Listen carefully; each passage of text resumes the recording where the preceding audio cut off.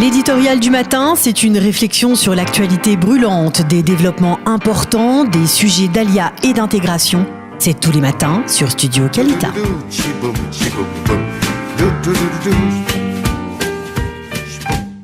Daniel Porad, bonjour, Boker Tov et Hanouka Sameach. Boker Tov et Hanouka Sameach, ça fait plaisir d'être à l'antenne là. Je voudrais vous promener à côté de Jérusalem. Alors je vous laisse nous conduire sur les traces des Maccabim.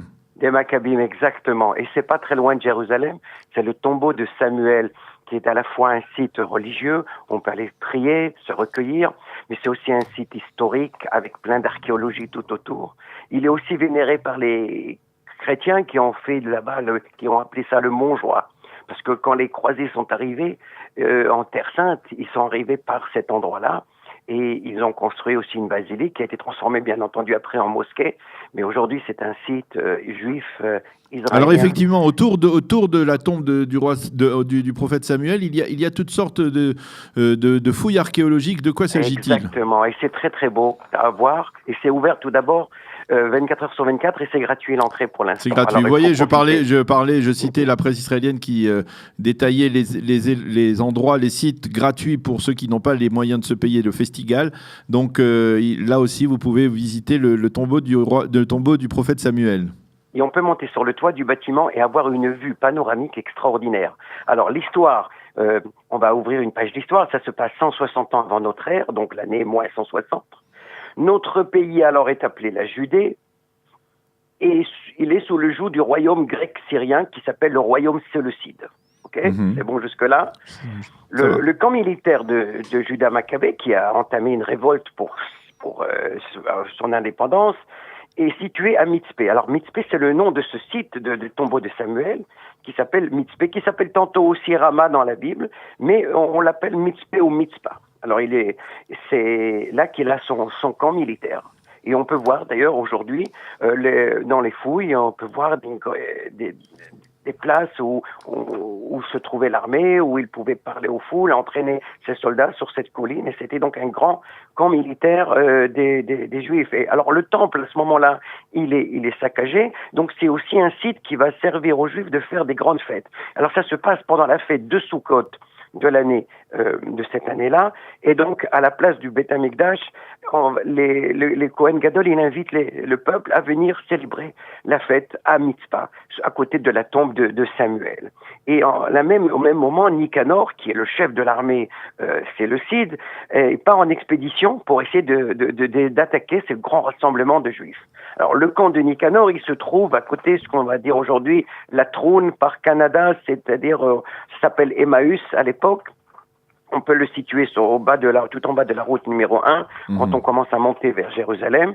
Et donc, il part, et là, il a deux possibilités quand son camp militaire se trouve là-bas. Il peut monter ou sur la route qui est aujourd'hui la 443, c'est-à-dire par Beth Horon, ou bien il peut monter par Abou Ghosh, ça n'existait pas à l'époque, mais enfin, Abou Ghosh, Neve Ilan, et arriver sur Mitzpah pour surprendre les Juifs. Et c'est ce qu'il va faire. Il va prendre tout d'abord le chemin le plus court par Beth Horon, mais Yehuda Maccabi est au courant de l'histoire. Et il fait évacuer rapidement, quelques heures avant l'arrivée des soldats, il fait évacuer les Juifs et le camp est vide. Pendant ce temps-là, Yehuda Maccabi, écoute ça, c'est extraordinaire, il prend 1000 soldats, il descend, il dévale la montagne 27 km à pied, il arrive dans le camp séleucide qui se trouve à Emmaüs et le brûle. Ils sont surpris avec que l'intendance et que les ringards qui sont là-bas. Toute l'armée est en train de Nicanor est en train d'attaquer le camp de Mitzpah. Mais il n'y a personne là-bas. Grande déception, un échec de Nicanor. Et à ce moment-là, c'est une victoire de Juda Maccabée. Ah, je connais très bien cette histoire, je l'ai lue à mon petit-fils sans savoir les implications. Alors, je vais dire quelque chose de plus. Il y a aux États-Unis l'école militaire qui s'appelle West Point, où sont formés les grands officiers généraux d'armée. Il y a là-bas, à l'entrée, 7 grands combattants et stratèges du monde entier qui sont des exemples que les soldats, que les officiers américains apprennent les stratégies et les coups de génie. Et entre autres, il y a Juda Maccabi. Dans cette manœuvre-là. Oui, oui, oui. Et ils ont vu dans cette manœuvre-là de Judas Maccabi l'un des plus grandes ruses de guerre qui a amené la victoire. C'est ça qui va amener, puisque je parlais de Sukkot, mais 2 mois après, les Grecs s'en vont, quittent Jérusalem, et on rentre dans le Beth Amikdash au mois de décembre, c'est-à-dire le mois de Kislev, et c'est là la fête de Hanouka. Donc, si l'on va visiter la tombe du prophète Samuel, qui est, on va dire au nord-est de Jérusalem aujourd'hui, eh bien, au-dessus de Ramoth. Eh bien, on peut également visiter donc les vestiges du camp de Judas Maccabi qui a permis la victoire, on va dire, des Maccabim et la restauration de la sainteté du temple de Jérusalem. Exactement. Et ce même site a été repris par les croisés. Et après repris encore plus tard à l'époque des Turcs, mais ça c'est, bien entendu, ils reprennent les mêmes sites, mais on peut le voir, il est extraordinaire ce site. Et je crois que c'était un très bon plan pour passer un petit moment de visite à Jérusalem et dans les parages et de voir le panorama, surtout dans cet hiver qui ressemble plutôt à un été où il fait frais mais il pleut pas, et on a un panorama extraordinaire qui va depuis Ramallah jusqu'à Bethléem, jusque tout Jérusalem et jusque dans la plaine côtière. Merci beaucoup Daniel Porat de nous avoir éclairé aussi ce matin. Qui veut me rencontrer ou qui voudrait entendre plus, vous pouvez me trouver sur Facebook. Voilà, on peut mon téléphone et mon adresse pour me contacter avec plaisir. Voilà, merci beaucoup Daniel Porat et Chag Sameach également. Et puis puisque c'est ce soir Rosh Chodesh, on peut déjà vous souhaiter un Chodesh Tov. Merci beaucoup et à bientôt Daniel Porat. Et nous approchons de la fin de cette heure d'actualité. Eliana, vous êtes revenue pour nous parler des programmes de Cathy Choukroun qui vont suivre. Tout à fait, Daniel. On va commencer par un Israël comment ça marche avec... Oui, Daniel, la misvada arrive.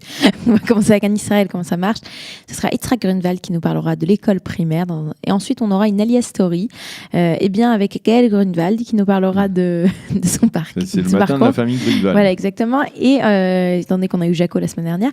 Et on aura, après, à 10h, on a un morning avec notre cher et tendre Sylvain.